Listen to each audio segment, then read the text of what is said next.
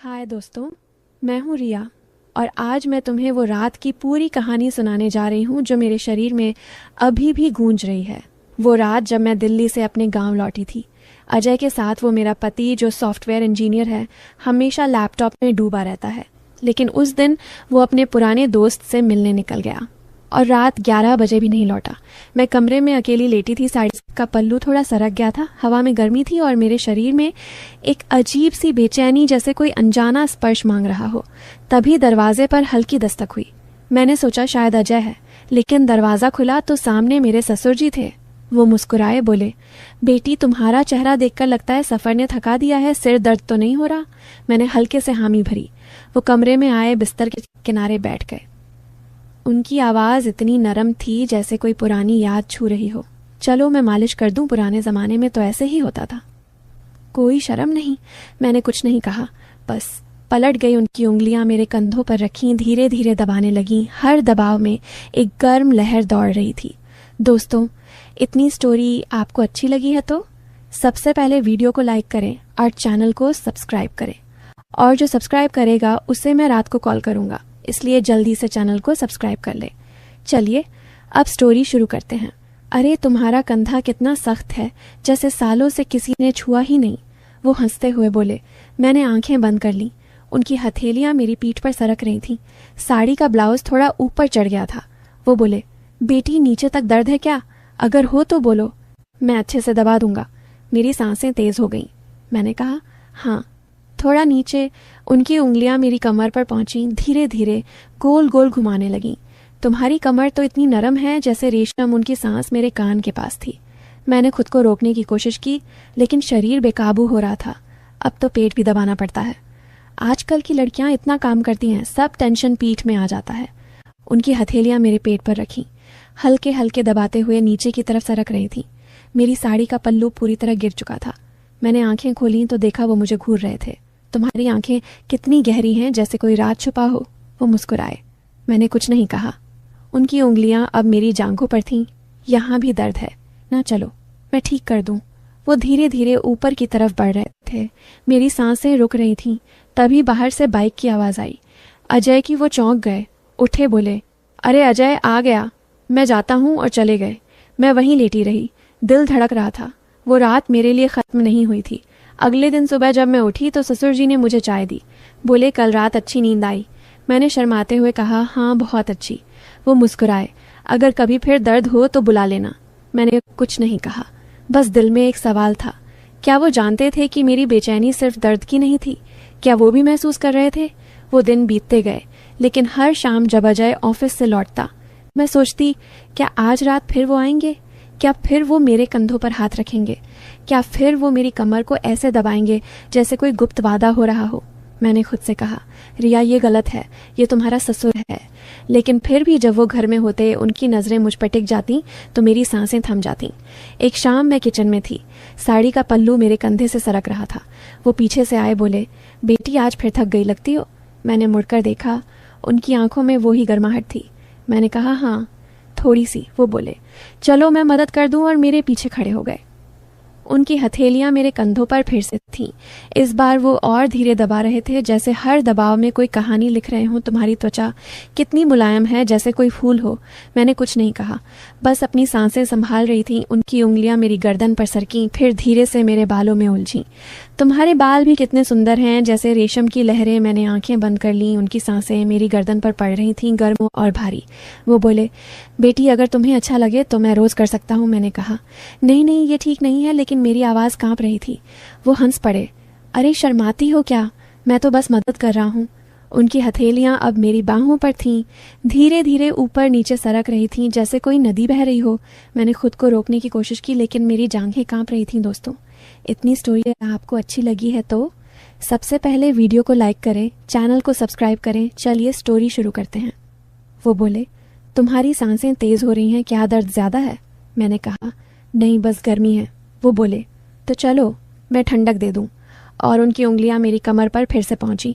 इस बार वो और गहराई तक दबा रहे थे, जैसे कोई छुपा हुआ तार छेड़ रहे हों। मैंने कहा, बस कर दीजिए। वो बोले, अभी तो शुरुआत है बेटी, अभी तो बहुत कुछ बाकी है।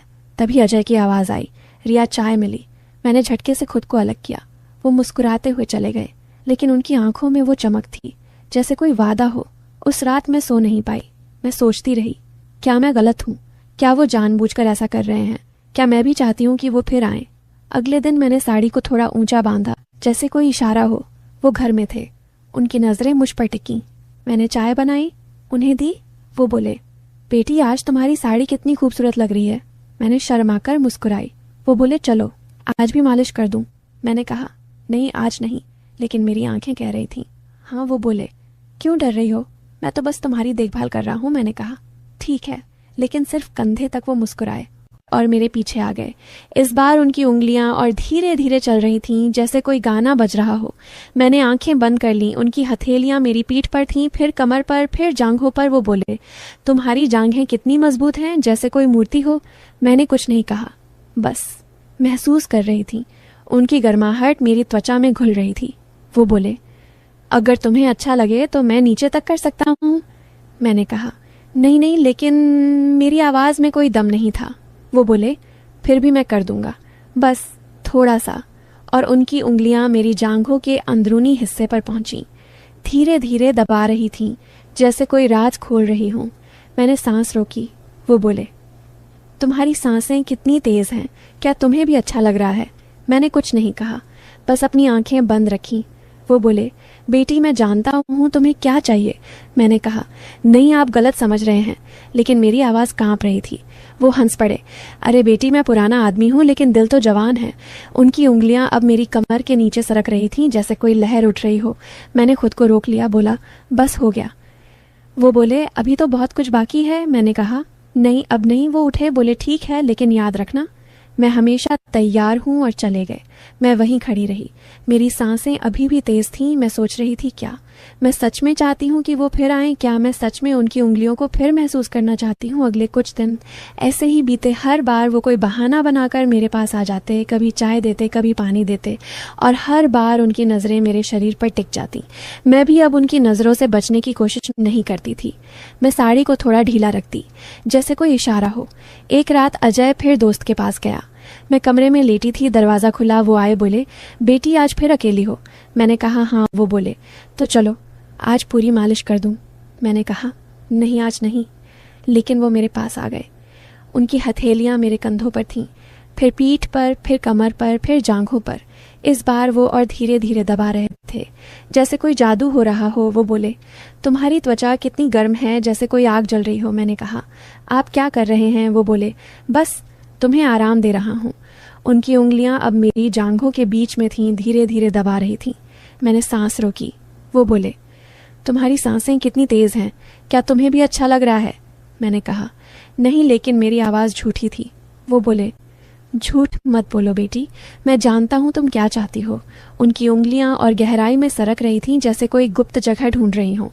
मैंने खुद को रोकने की कोशिश की, लेकिन शरीर नहीं मान रहा था। वो बोले, बस थोड़ा और। मैंने कहा, नहीं, लेकिन मेरी आवाज़ में कोई ताकत नहीं थी। वो बोले, तुम्हारी आंखें बंद हैं, तुम्हारी सांसें तेज़ हैं, तुम्हारा शरीर कांप रहा है, क्या ये सब दर्द है? मैंने कुछ नहीं कहा, बस महसूस कर रही थी। उनकी गर्माहट मेरे अंदर घुस रही थी। वो बोले, बेटी मैं तुम्हें वो खुशी दूंगा जो अजय नहीं दे पाता। मैंने कहा, नहीं। वो बोले, क्यों नहीं? मैंने कहा, क्योंकि ये गलत है। वो बोले, गलत क्या है? बस एक स्पर्श है, बस एक गर्माहट है। मैंने कहा, लेकिन मैं आपकी बहू हूँ। वो बोले, और मैं तुम्हारा ससुर हूँ, लेकिन रात में सब भूल जाते हैं। उनकी उंगलियां अब मेरी कमर के नीचे थीं, धीरे धीरे सरक रही थी। मैंने आंखें खोली और देखा वो मुझे देख रहे थे। उनकी आंखों में आग थी। वो बोले, बेटी अगर तुम चाहो तो मैं रुक सकता हूँ। मैंने कहा, रुकिए, लेकिन मेरी आवाज़ में कोई विश्वास नहीं था। वो बोले, तो फिर मैं जारी रखूँ? मैंने कुछ नहीं कहा, बस अपनी सांसें संभाल रही थी। उनकी उंगलियां अब मेरी त्वचा पर नाच रही थीं जैसे कोई गाना बज रहा हो। मैंने खुद को छोड़ दिया, उनकी गर्माहट में डूब गई। वो बोले, बेटी तुम कितनी सुंदर हो, तुम्हारा शरीर कितना नरम है, जैसे कोई फूल हो। मैंने कहा, बस कर दीजिए, लेकिन मेरी आवाज़ में कोई दम नहीं था। वो बोले, अभी तो बहुत कुछ बाकी है। उनकी उंगलियां अब मेरे सबसे नाजुक हिस्से पर थीं, धीरे धीरे दबा रही थीं। मैंने सांस रोकी। वो बोले, तुम्हारी सांसें कितनी तेज़ हैं, क्या तुम्हें भी अच्छा लग रहा है? मैंने कहा, हाँ। वो बोले, तो फिर मैं जारी रखूं? मैंने कुछ नहीं कहा, बस अपनी आंखें बंद कर लीं। उनकी उंगलियां अब मेरे अंदर की गहराई तक पहुंच रही थीं। जैसे कोई राज खोल रही हूँ। मैंने खुद को छोड़ दिया, उनकी गर्माहट में डूब गई। वो बोले, बेटी अब तुम मेरी हो। मैंने कहा, नहीं, लेकिन मेरी आवाज़ में कोई ताकत नहीं थी। वो बोले, हाँ तुम मेरी हो। मैंने कुछ नहीं कहा, बस महसूस कर रही थी। उनकी उंगलियां मेरे अंदर की हर जगह को छू रही थीं, जैसे कोई जादू हो रहा हो। वो बोले, बेटी अब तुम्हें वो खुशी मिलेगी जो तुम्हें सालों से नहीं मिली। मैंने कहा, बस कर दीजिए, लेकिन मेरी आवाज़ में कोई दम नहीं था। वो बोले, अभी तो शुरुआत है। उनकी उंगलियां अब और तेज़ हो गईं, जैसे कोई तूफान आ रहा हो। मैंने सांस रोकी। वो बोले, बेटी तुम्हारा शरीर कितना गर्म है, जैसे कोई आग जल रही हो। मैंने कहा, बस हो गया। वो बोले, अभी नहीं, अभी तो बहुत कुछ बाकी है। उनकी उंगलियां अब मेरे सबसे संवेदनशील हिस्से पर थीं, धीरे धीरे दबा रही थीं। मैंने खुद को छोड़ दिया, उनकी गर्माहट में डूब गई। वो बोले, बेटी अब तुम मेरी हो। मैंने कुछ नहीं कहा, बस अपनी सांसें संभाल रही थी। उनकी उंगलियां अब मेरे अंदर की हर जगह को छू रही थीं, जैसे कोई गाना बज रहा हो। मैंने खुद को छोड़ दिया, उनकी गर्माहट में डूब गई। वो बोले, बेटी अब तुम्हें वो खुशी मिलेगी जो तुम्हें सालों से नहीं मिली। मैंने कहा, हाँ। वो बोले, तो फिर मैं जारी रखूं। मैंने कुछ नहीं कहा, बस अपनी आंखें बंद कर लीं। उनकी उंगलियां अब मेरे अंदर की गहराई तक पहुंच रही थीं, जैसे कोई राज खोल रही हो। मैंने खुद को छोड़ दिया, उनकी गर्माहट में डूब गई। वो बोले, बेटी अब तुम मेरी हो। मैंने कुछ नहीं कहा, बस महसूस कर रही थी। उनकी उंगलियां मेरे अंदर की हर जगह को छू रही थीं, जैसे कोई जादू हो रहा हो। वो बोले, बेटी अब तुम्हें वो खुशी मिलेगी जो तुम्हें सालों से नहीं मिली। मैंने कहा, हाँ। वो बोले, तो फिर मैं जारी रखूं। मैंने कुछ नहीं कहा, बस अपनी आंखें बंद कर लीं। उनकी उंगलियां अब मेरे अंदर की गहराई तक पहुंच रही थीं, जैसे कोई राज खोल रही हूं। मैंने खुद को छोड़ दिया, उनकी गर्माहट में डूब गई। वो बोले, बेटी अब तुम मेरी हो। मैंने कुछ नहीं कहा, बस महसूस कर रही थी। उनकी उंगलियां मेरे अंदर की हर जगह को छू रही थीं, जैसे कोई जादू हो रहा हो। वो बोले, बेटी अब तुम्हें वो खुशी मिलेगी जो तुम्हें सालों से नहीं मिली। मैंने कहा, हाँ। वो बोले, तो फिर मैं जारी रखूं। मैंने कुछ नहीं कहा, बस अपनी आंखें बंद कर लीं। उनकी उंगलियां अब मेरे अंदर की गहराई तक पहुंच रही थीं, जैसे कोई राज खोल रही हो। मैंने खुद को छोड़ दिया, उनकी गर्माहट में डूब गई। वो बोले, बेटी अब तुम मेरी हो। मैंने कुछ नहीं कहा, बस महसूस कर रही थी। उनकी उंगलियां मेरे अंदर की हर जगह को छू रही थीं, जैसे कोई जादू हो रहा हो। वो बोले, बेटी अब तुम्हें वो खुशी मिलेगी जो तुम्हें सालों से नहीं मिली। मैंने कहा, हाँ। वो बोले, तो फिर मैं जारी रखूं। मैंने कुछ नहीं कहा, बस अपनी आंखें बंद कर लीं। उनकी उंगलियां अब मेरे अंदर की गहराई तक पहुंच रही थीं, जैसे कोई राज खोल रही हो। मैंने खुद को छोड़ दिया, उनकी गर्माहट में डूब गई। वो बोले, बेटी अब तुम मेरी हो। मैंने कुछ नहीं कहा, बस महसूस कर रही थी। उनकी उंगलियां मेरे अंदर की हर जगह को छू रही थीं, जैसे कोई जादू हो रहा हो। वो बोले, बेटी अब तुम्हें वो खुशी मिलेगी जो तुम्हें सालों से नहीं मिली। मैंने कहा, हाँ। वो बोले, तो फिर मैं जारी रखूं। मैंने कुछ दोस्तों, इसके अगले पार्ट आप देखना चाहते हैं तो कमेंट में पार्ट 2 लिख दें और वीडियो को लाइक करके चैनल पर सब्सक्राइब कर दें। इससे नेक्स्ट पार्ट जल्दी आएगा।